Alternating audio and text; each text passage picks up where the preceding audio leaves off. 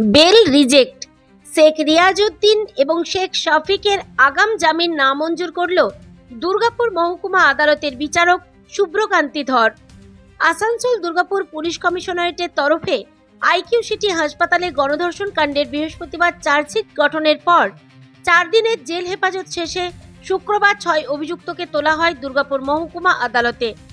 এদিন অভিযুক্ত শেখ রিয়াজউদ্দিন এবং শেখ শফিকের হয়ে জামিনের আবেদন করেন লিগ্যাল এডসের আইনজীবী পূজা কর্মী, কিন্তু সেই আবেদন এদিন নামঞ্জুর হয়। আর আমাদের দুজন অ্যাকিউজডের এগেইনস্টে শুধু sessions tribunal section 310 subclass 2 of BNSS, ওটা একটা সেশনস ট্রাইব্যুনাল, আদার্স আর ম্যাজিস্ট্রেট ট্রাইব্যুনাল, এগুলো চার্জ হলো। কালকে আমাদের এডিজে কোর্টে ওদের কমিটমেন্ট আজকে কমপ্লিট হলো। আজকে কাল এডিজে কোর্টে অ্যাপিয়ারেন্স আছে। এবার থেকে কি এডিজে কোর্টেই সমস্ত এবার প্রসিডিওর শুরু হবে আর ট্রায়াল স্টার্ট হবে। আর কালকে যেহেতু ওনাদের কমিটমেন্টের পর ফার্স্ট ডেট এডিজেতে, এবার এডিজে যদি চান নিজের কাছে রাখতে পারেন, অন্য কোনো কোর্টে ট্রান্সফার করতে পারেন, that's totally depend on the ADJ court. বলছি এখন তো তার আগে ফাইনাল চার্জশিট কি করে না, এটা ফাইনাল চার্জশিট উনি করেননি, মানে চার্জশিট করেছেন, but there is in scope, উনি স্কোপ খুলে রেখেছেন। যদি ইনভেস্টিগেশনে ফার্দার কোনো প্রোগ্রেস উনি পান, উনি আবার সাপ্লিমেন্টারি চার্জশিট করতে পারবেন। ওটা অপশন উনি খুলে রেখেছেন চার্জশিটে। আপনার যে দুজন তাদেরকে বেল পিটিশন তাদের কেন করলেন? ওই দুজনের বেল পিটিশন আপনাদেরকে আমি আগেই বললাম যে দুজনের এগেনস্টে শুধু ডাকাতি সেকশনটা প্লেস করেছে, আর আদার্স 10টা সেকশনই চার্জ দিয়েছেন, কিন্তু একটা সেকশনই সেশন ট্রাইব্যুনাল, বাকি আদার সেকশনস আর ম্যাজিস্ট্রেট ট্রাইব্যুনাল। সো ওদের দুজনের জন্য বেল পিটিশন করা হয়েছে, বাট স্টিল এটা রিজেক্টেড হয়েছে বাই দ্য লার্নেড এসিজি। হ্যাঁ, ফ্রম দ্য লিগ্যাল এড। যে দুজনের জন্য বেল পিটিশন করেছিলাম, একজনের নাম শেখ রিয়াজউদ্দিন আর একজনের নাম শেখ শফিক। অপরদিকে সরকারি আইনজীবী বিভাস মুখার্জি পুরো আইনি প্রক্রিয়া দ্রুততার সাথে নিষ্পত্তির জন্য আদালতের কাছে আবেদন জানানোর কথা বলেন। গতকাল আমরা তাড়াতাড়ি করে মামলাটা করার চেষ্টা করব, কারণ আমাদের ম্যান্ডেট আছে আইনে 346 সাবসেকশন 1 এই ধরনের কেসগুলো 2 মাসের মধ্যে কমপ্লিট করার একটা ব্যাপার আছে। তো আমাদের নতুন আইনে অনেক জায়গা আছে যেখানে মামলা ডিলে যাতে না হয় তার ব্যবস্থা করা হয়েছে, যেমন কমিটমেন্টে যাতে ডিলে না হয়। বহু মামলা কমিটমেন্ট স্টেজে অনেক দিন ধরে ডিলে হতো।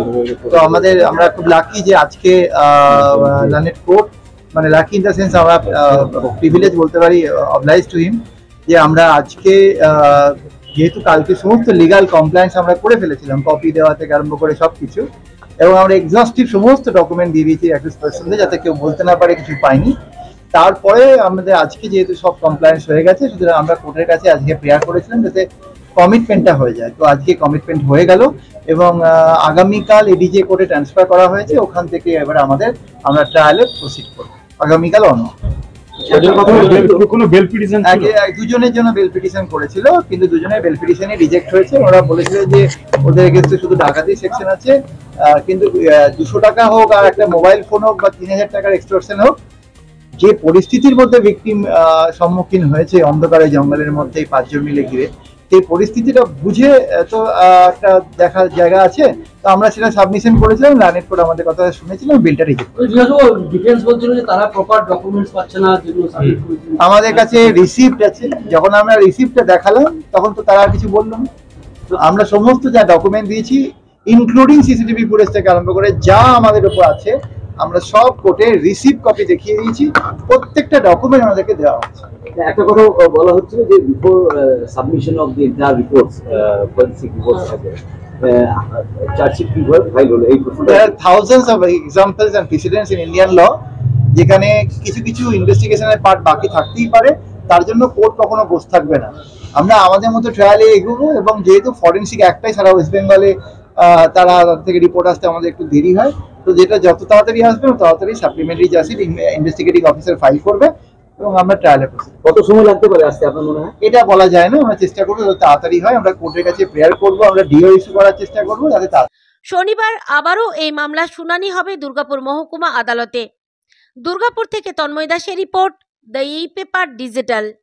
DSMS, a premier management college in Durgapur. Admission open for hotel management, hospital management, tourism management, BBA, BCA and nursing. Excellent training and placement assistance.